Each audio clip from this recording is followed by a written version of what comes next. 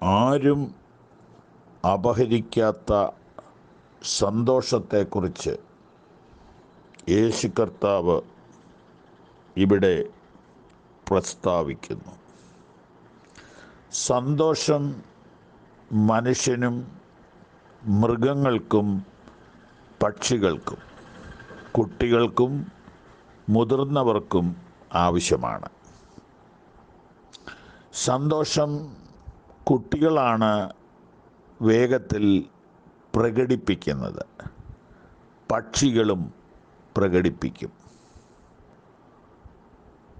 പ്രകടിപ്പിച്ചാലും ഇല്ലെങ്കിലും സന്തോഷം ഒരു ഉത്തമ വികാരം ആണ്. അത് ദീർഘായുസ്സിന് നല്ലതാണെന്നാണ് പണ്ഡിത മതം. അധികം ചിരിക്കൂ, അധികം ജീവിക്കൂ എന്ന ഒരു ആപ്തവാക്യം തന്നെ എവിടെയോ കേട്ടിട്ടുണ്ട്. ചിരി ദീർഘായുസ്സിന് നല്ലത് എന്ന പുസ്തകം ലഭ്യമാണ്. പക്ഷേ എല്ലാ ചിരിയും സന്തോഷമല്ല എന്നതും മറക്കാവതല്ല.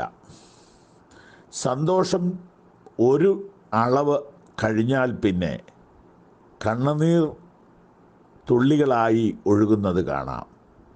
അത് സന്തോഷത്തിൻ്റേതാണ്. ഈ സന്തോഷത്തെ യേശു കർത്താവ് രണ്ടായിട്ട് തിരിച്ചു പറയുകയാണ്. ലോകം സന്തോഷിക്കുന്ന ഒരു സന്തോഷമുണ്ട്. അത് തിന്മയിലെ സന്തോഷമാണ്. യേശുവിനെ അറസ്റ്റ് ചെയ്യുമ്പോൾ, ഉപദ്രവിക്കുമ്പോൾ, പീഡിപ്പിക്കുമ്പോൾ ലോകം സന്തോഷിക്കുന്നു. ആ സമയത്ത് ക്രിസ്തു ശിഷ്യർ ദുഃഖിക്കുന്നു. എന്നാൽ പിന്നത്തേതിൽ കർത്താവിൻ്റെ മക്കൾ സന്തോഷിക്കുന്നു. അത് യേശു ഉയർത്തെഴുന്നേറ്റു എന്നറിയുമ്പോഴും യേശു മടങ്ങി വരും എന്നറിയുമ്പോഴും ആണ്. ക്രിസ്തു നിമിത്തം എനിക്ക് ലഭിക്കുന്ന സന്തോഷം അത് ലോകത്തിന് എടുത്തു കളയാൻ കഴിയുകയില്ല.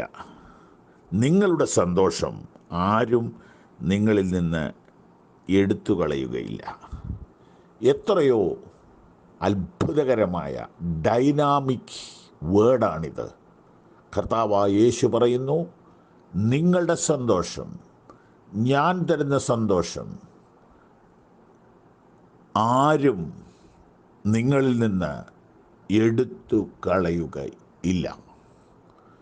ഇന്ന് പ്രഭാതത്തിൽ തിരുവചനം ധ്യാനിക്കുമ്പോൾ നമുക്ക് വിശ്വസിക്കാം, ഉറയ്ക്കാം, പ്രഖ്യാപിക്കാം, ഏറ്റുപറയാം, എൻ്റെ സന്തോഷം ലൗകികമല്ല, ഭൗതികമല്ല, അതുകൊണ്ട് തന്നെ അത് നൈമിഷികവുമല്ല. എൻ്റെ സന്തോഷം ദൈവികമാണ്, ആത്മീയമാണ്, ക്രിസ്തുദാനമാണ്. അത് നിമിത്തം അത് അപഹരിക്കപ്പെടുകയില്ല. പ്രിയ കർത്താവേ, ഈ വചനത്തിനായി സ്തോത്രം. വചനത്തിൽ അങ്ങനെ എഴുതിയിട്ടുണ്ടെങ്കിലും പലപ്പോഴും ഞങ്ങളുടെ സന്തോഷം നഷ്ടപ്പെടുന്നുണ്ട്. ഞങ്ങളുടെ സന്തോഷത്തിന് ക്വാളിറ്റി കുറയുന്നുണ്ട്, ക്വാണ്ടിറ്റി കുറയുന്നുണ്ട്. ഏറ്റക്കുറച്ചിലുകൾ ഉണ്ടല്ലോ. ഞങ്ങളുടെ പ്രിയപ്പെട്ടവർ പലപ്പോഴും സങ്കടത്തോടെയാണല്ലോ ക്രിസ്തീയ ജീവിതം നയിക്കുന്നത്. ഞങ്ങൾ ഒരുമിച്ച് പ്രാർത്ഥിക്കുന്നു, വചനത്താലുള്ള ഈ ഉറപ്പ് നിൻ്റെ ജനം പ്രാപിപ്പാൻ സഹായിക്കണമേ. യേശു കർത്താവിൻ നാമത്തിൽ തന്നെ. ആമേൻ.